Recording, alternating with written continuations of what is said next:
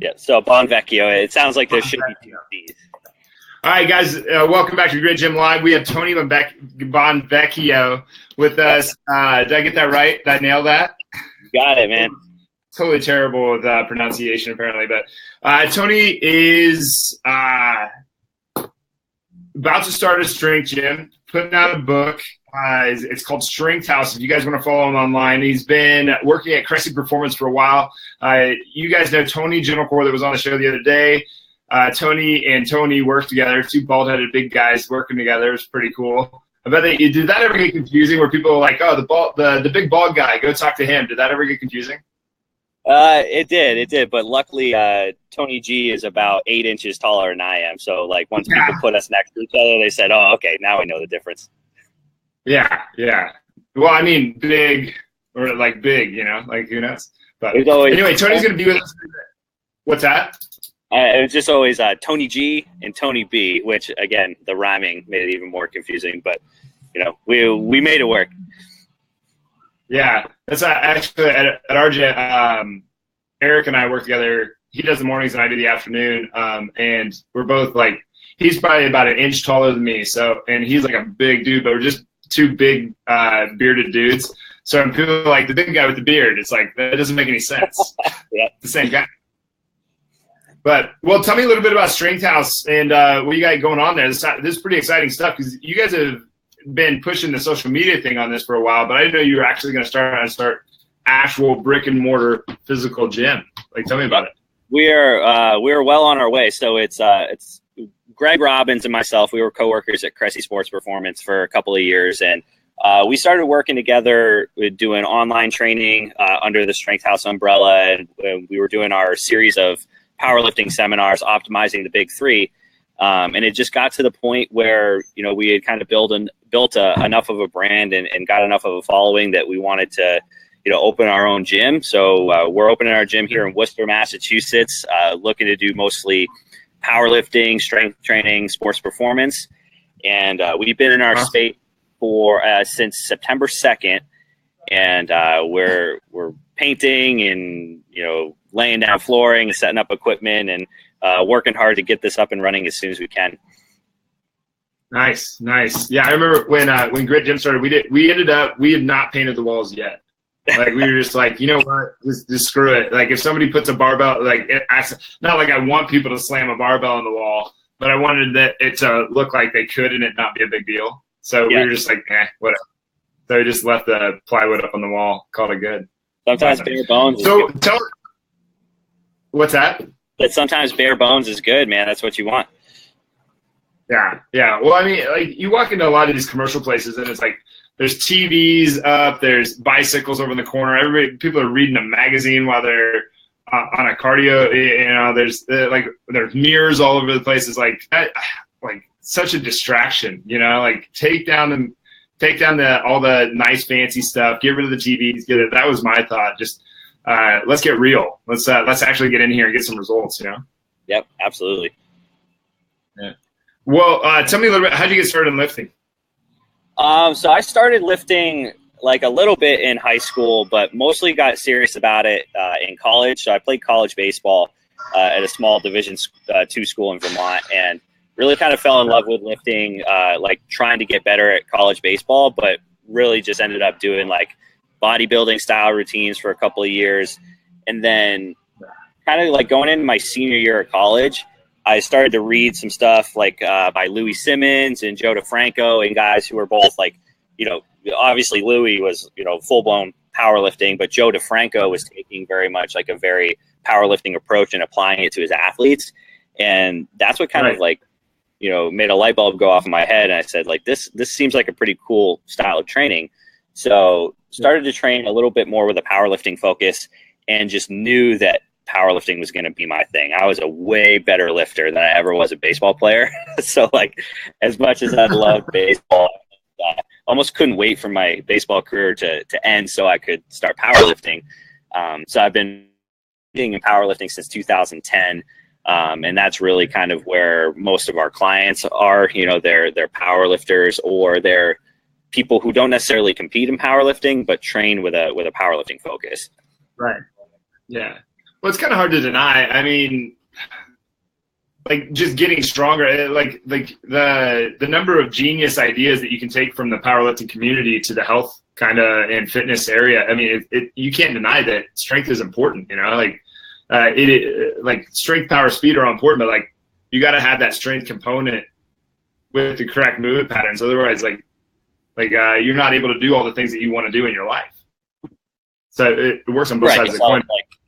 Yeah, we call ourselves like strength and conditioning coaches, but we're really like force production coaches, right? We're teaching people to produce force in multiple directions against the ground, against an opponent, against an external object, whatever. And powerlifters happen to be very, very good at learning how to produce force. Maybe not as fast as an athlete should, or maybe heavier than what a general fitness client should.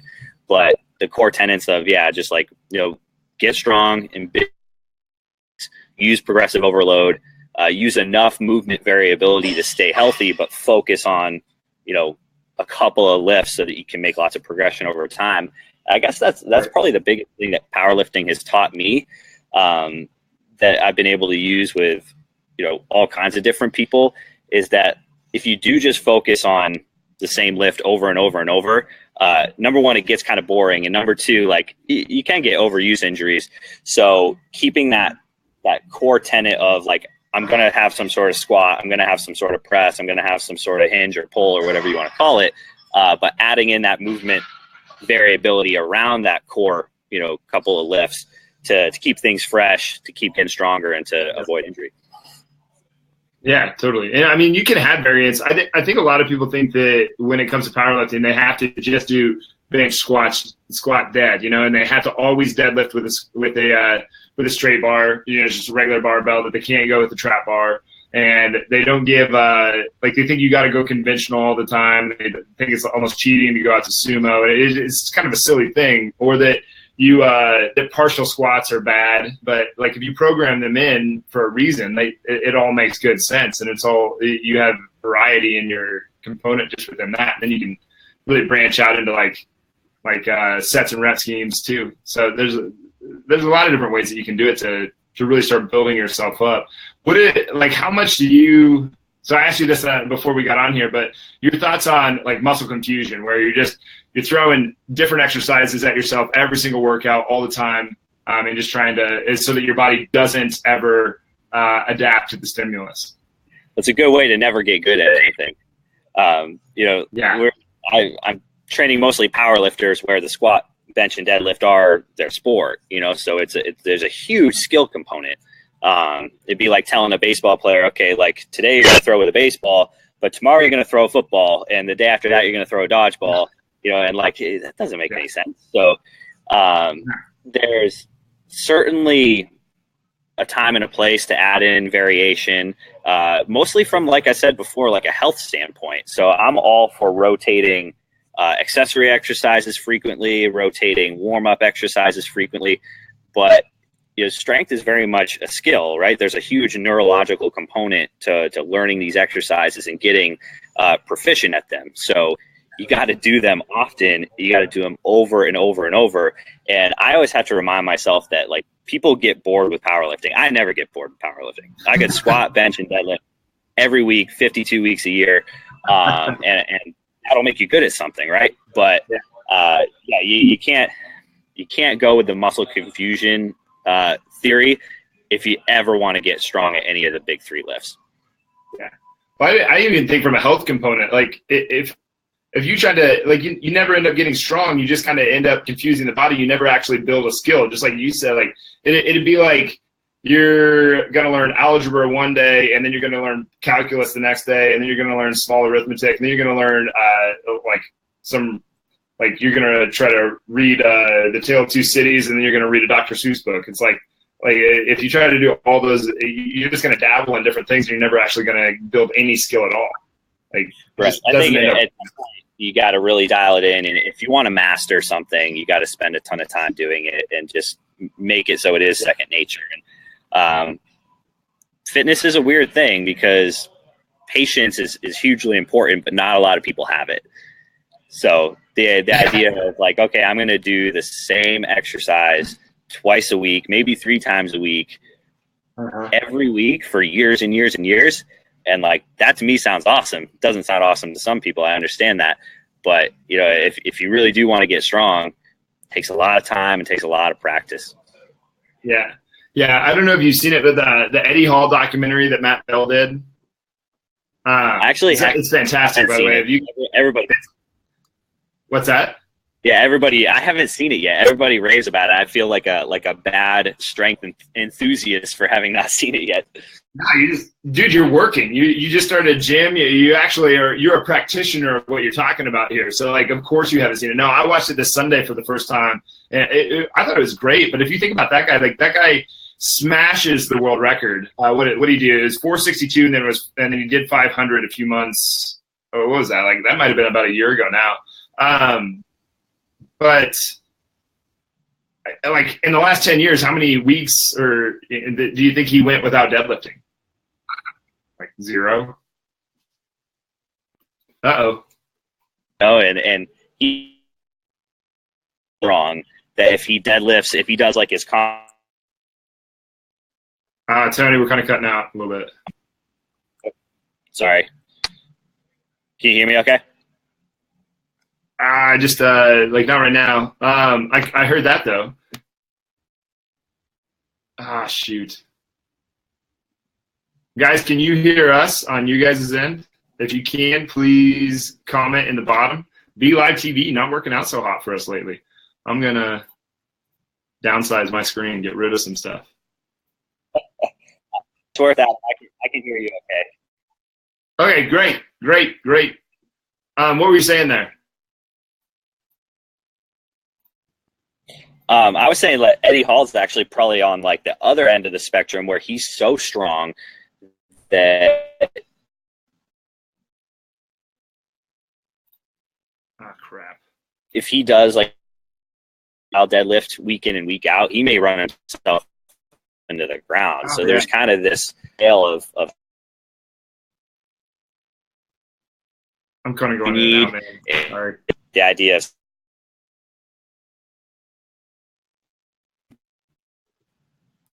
hold up.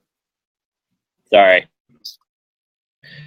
No, we're having some technical. The take-home point is super specific.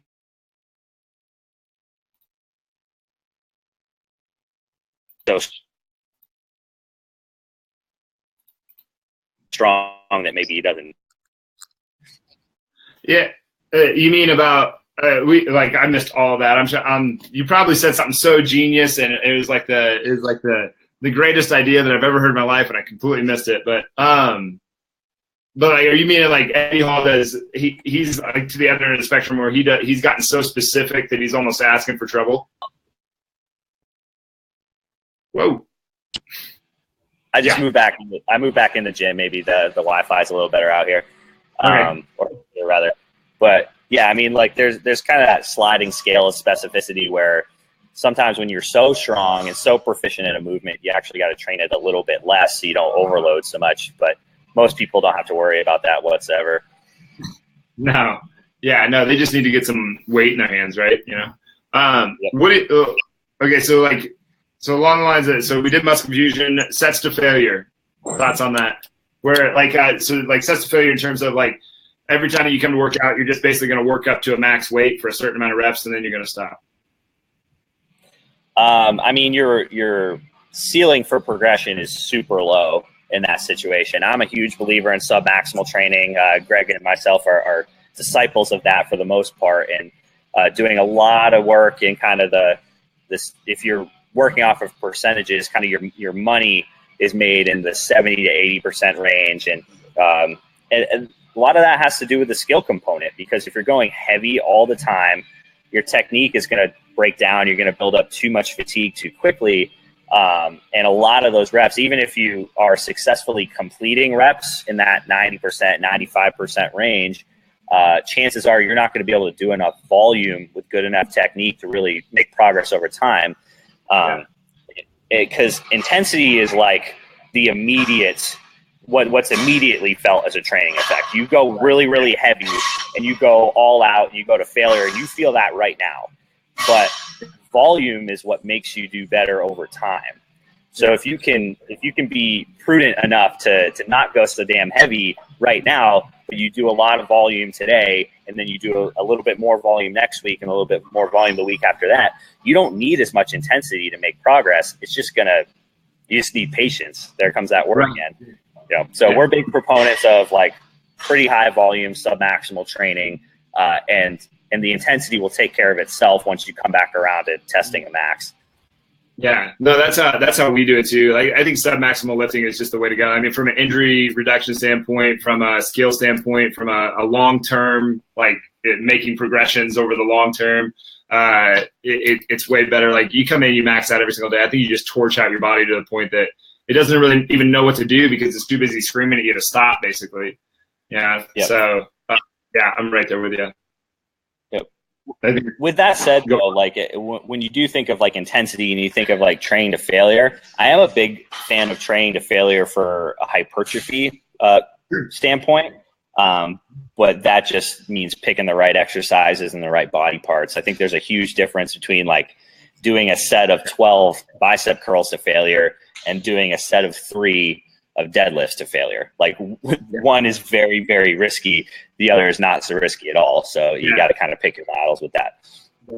Yeah, we had trouble with that when people first start at the gym, especially if they've been other places, talking them into it because they think like we do time sets. Like we're doing 8 sets of 2, for instance, at maybe like I don't know, like 70% of their 1 rep max or something. And they're like, I feel like I should be doing 10 of these for every set. It's like, just calm down. Everything will be okay. That's good. That means you chose the right weight for that, Yeah, exactly. Yeah. Like that's how you want to feel. And they're like, I just want to go. I'm like, yeah, well, if you leave here with a burning desire to come back tomorrow, we did something right. Yeah. And that's a tough one to sell. You're like, no, we're going to leave drenched in sweat.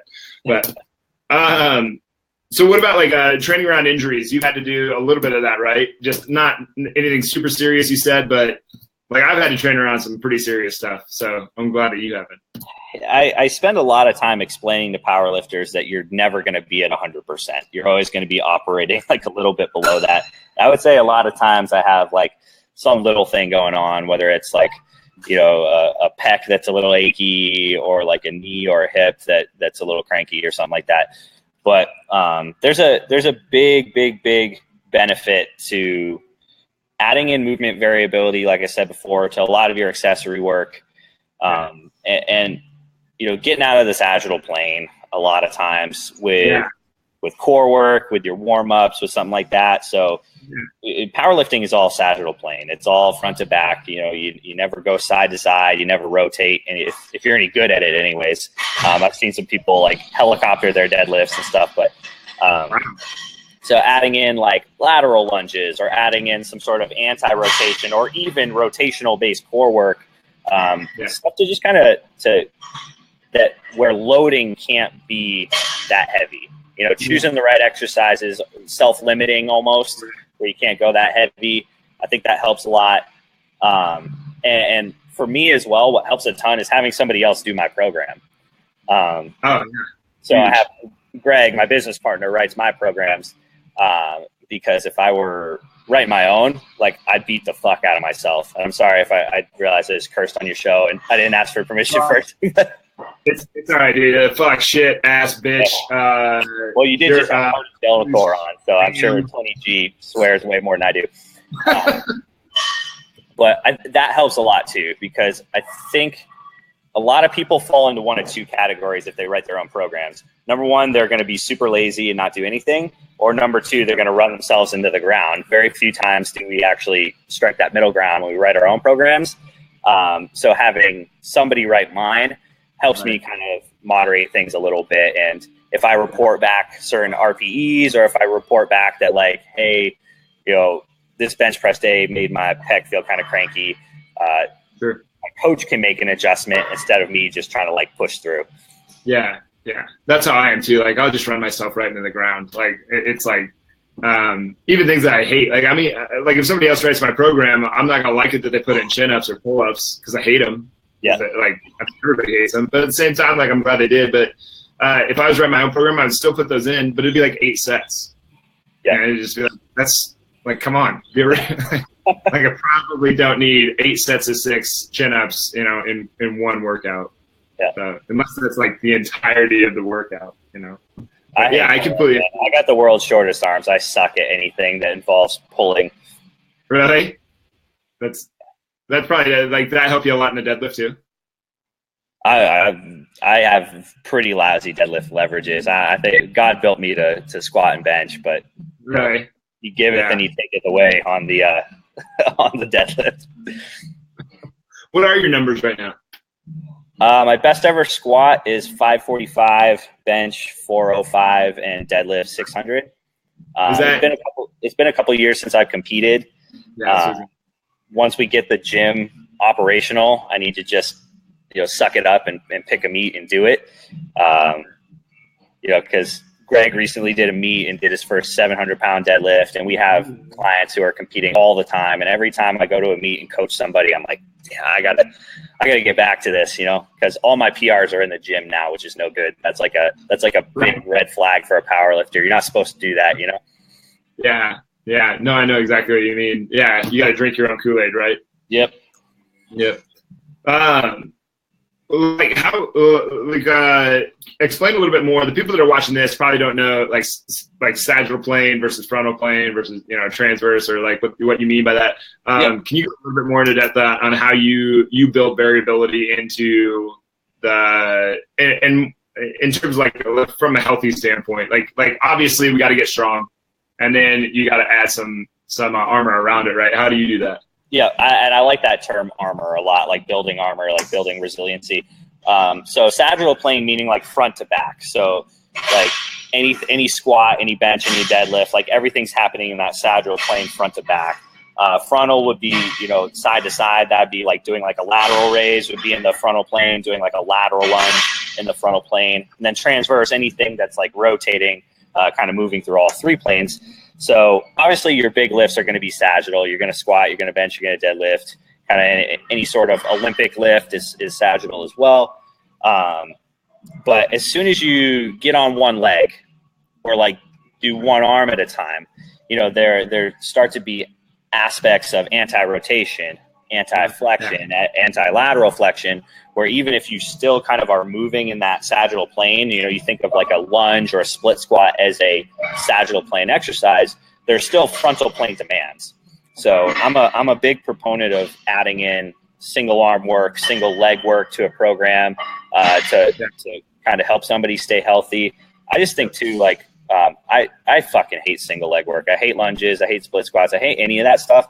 But it makes a huge impact, I think, on hip health, on lower back health, to be able to train your quads, train your glutes, train your hamstrings one leg at a time, and not always have to be banging yourself up with squat or deadlift variations. Because I'm telling you, we do enough of that stuff, So if I've got a squat and then front squat and then like leg press or something like that in a program, I'm going to feel terrible. But if I'm going to maybe squat, front squat, and then lunge, or do like a one leg RDL, something like that, I think that makes a big difference from a health standpoint in the long run.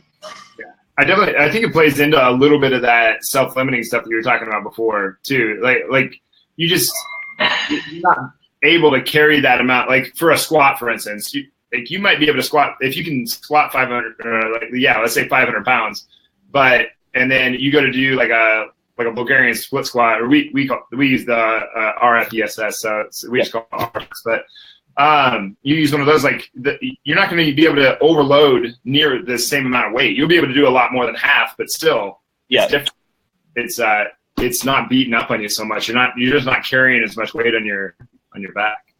Yeah, and certain things like that where like it's just plain dangerous, like to load it up that heavy. So there is that good self-limiting factor. Like I've seen people train single leg stuff really, really heavy, like as low as like 3 or 4 reps per set, and it can be done. But I think when you're a power lifter and you're already loading like the bilateral stuff really heavy, it just is another reason to go a little bit lighter and to work on range of motion and just like to feel the muscles working instead of working so hard on just like going from point A to point B. Right. Yeah. We're like finessing it a little bit almost. Like we'll do it where we'll use 2 different weights in each hand for a farmer's walk, or we'll walk on 2x4s, for like with a goblet carry, so just so they have something like. Somebody's calling me. What's that? But even just the example right there, like you think farmer's walk, okay, I'm just walking a straight line. That's sagittal plane, right? Right. But you put a different load in each side, and like if you don't have that core stability to prevent from bending to the side.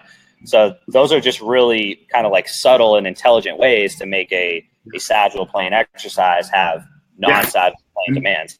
Immediately too, right? You're not, it's the same thing. Like you're not going to be able to pick up as much weight. You're going to have a completely different, or not completely different, but quite a significant different stimulus. Your body's going to have to react in a different way.